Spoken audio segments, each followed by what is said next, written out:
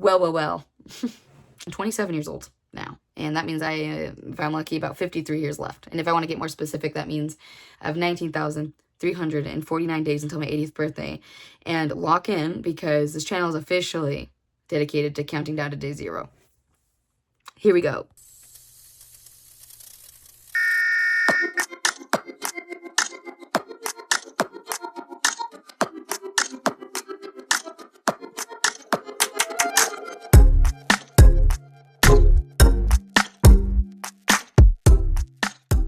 I have made a concept video for Chasing Day 0, basically outlining that Chasing Day 0 is a art project, a lifelong art project of documenting me becoming the woman and creating the life that I want to wake up to when I'm 80. There's no promises that I'm waking up when I'm 80. There's also no plan to die immediately when I turn 80. It's just a goal.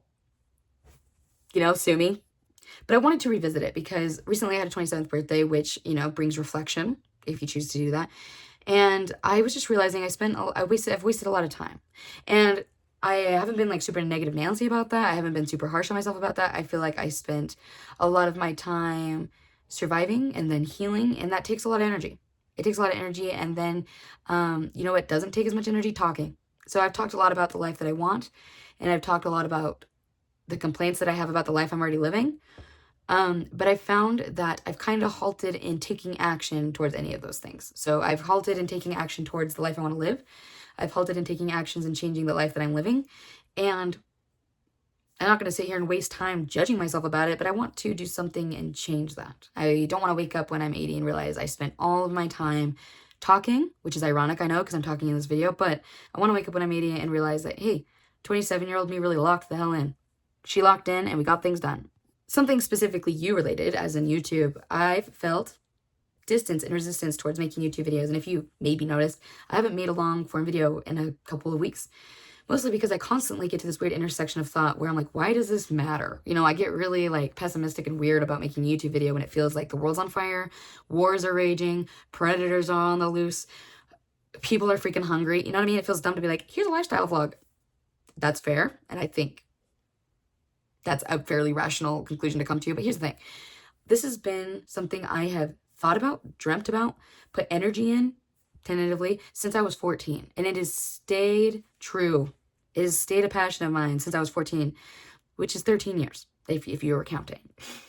Anyways, sometimes I feel like maybe I'm adding to the problem, that I'm adding another voice, I'm adding another distraction from what's actually important in the world, and that I'm not making a real difference. But then I realize, at least for me, because this is a creative outlet, it's something I enjoy doing, it's something that gets me up in the morning, it's something that gets me excited to live, that it is important in and of itself. That could just be the reason. That could end it right there. But also, I realized that YouTube can matter because it's a good way to remind each other that there's a lot in this world worth dying for, but there's a lot in this world worth living for too. And I want to encourage that. I want to encourage people to live for things, to live for hobbies, to live for your kids, to live for your pets, to live for your community, to live for the world, to show up and live and not just be super pessimistic about everything. Now, I am not going to be on here with toxic positivity. Sometimes I am going to acknowledge some problems in the world because I plan on being a solution or part of a solution to some of them.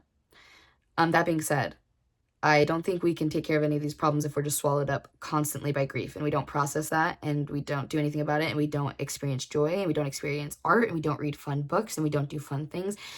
There would be nothing worth fighting for if we weren't doing things worth living for. So I think that's going to be the point of my YouTube channel. That's what I've concluded to myself, that it's going to be a spark, a reminder for myself and for you maybe to show up and live for something today, even if it's something simple. Anyway, I've created a framework of how I'm going to navigate the YouTube world. I'm not, right along with me, it's a learning experience, but I created a framework because your poor, unmedicated ADHD woman here sometimes struggles to prioritize. Everything feels equally urgent all of the time. And that's objectively not true. And I know that's objectively not true, but literally, cleaning up a couple of sticks in the backyard feels equally as important to solving world hunger. And it's tackle a thing you can do first. You know what I mean? Go do the small chore first. Girl, calm down. Anyway, I created a framework that we'll be talking about, and this is kind of what we'll be operating on this channel. And so sometimes it will feel very surface level self-care lifestyle video, right? That's going to be kind of my personal circle. Okay, that's circle number one. My personal circle, which is my physical and mental wellness. It's going to be my goals, my writing, my career, my YouTube channel. This is kind of the like me bubble. I'm going to be taking care of me. And that's number one priority, even though it feels a little shallow and selfish because, hey, if my me bubble isn't taken care of and healthy and well adjusted, and instead my me bubble is dead, it won't be able to take care of the other bubbles, the other circles. Okay? That's why it's priority number one. That doesn't mean we spend all of our time thinking me, me, me, me. It just means we like check in on me first. Hey, did you drink water? Did you eat a little bit of food? Did you sleep at least 2 hours last night? Are you alive? Cool. Then we can move on to the next circle. Okay? Which is my inner circle, which is circle 2. Okay?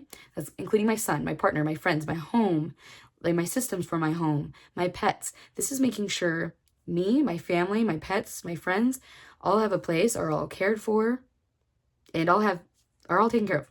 Okay, this is my circle that I care about most is taken care of. And then we can move on to the next circle, which is community, which is a bubble that it's kind of stepping outside of my comfort zone. It's something that I talk about all the time. I'm always complaining about, I want community. And I'm constantly complaining that nobody else wants community, but I'm also haven't been willing to go out there and do the work myself. So we're going to work on changing that.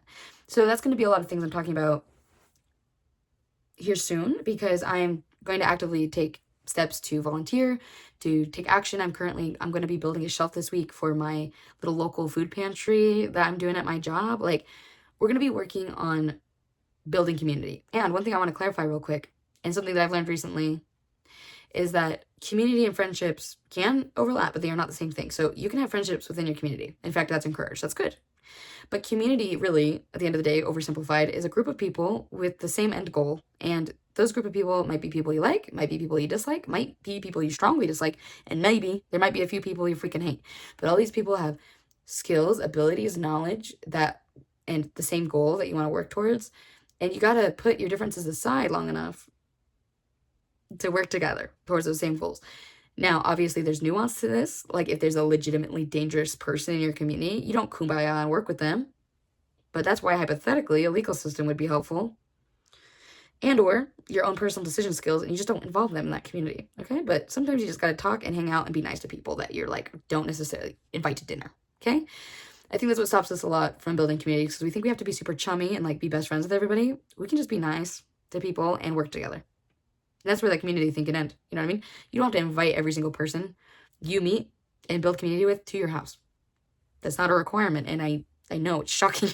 And then there's going to be my global circle, which is where I want to focus on my education and my participation in activism with social justice, with world hunger, with speaking out about things that matter, not just to me, but to the world at large.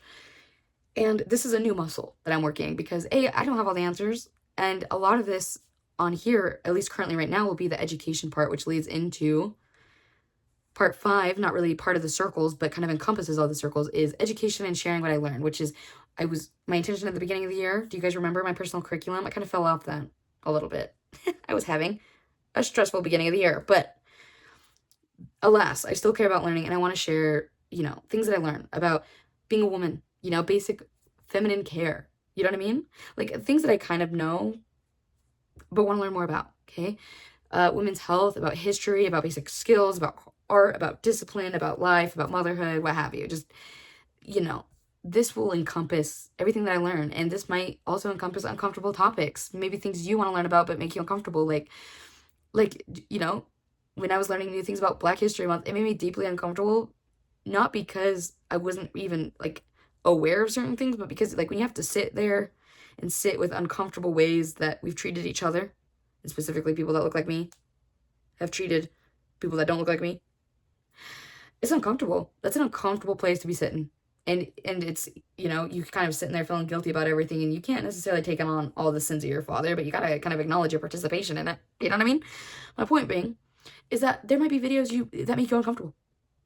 They make me uncomfortable, but it's all going to be shared in good faith and good, in community building. I'm looking to educate myself, not isolate myself. So that means exploring topics and nuance and people's stories and people's history that I don't know yet or that make me uncomfortable. And that's good. That's what growth is like. That doesn't mean I agree with everything that I learned. It just means that I learned new stuff. And then I can do more things with the knowledge is power, my friends. Knowledge is power. I could go on a forever rant about this, but I'll be sharing crap I learned. Okay, that's the point. Anyway, at the end of the day, what Chasing Day Zero, it's not about productivity. It's not about being perfect. It's not about being the most amazing human being that I'm gonna wake up when I'm 80 and I'm gonna be like, I made 0 mistakes. No, it's about embracing life, and it's about being in alignment with yourself and building community and making mistakes and then learning from them, and then talking to people and being uncomfortable and working through things and pushing myself and finding joy in day-to-day life, even when there's a lot of despair and a lot of grief to work through, both personally and globally. So that's what matters. It's not about,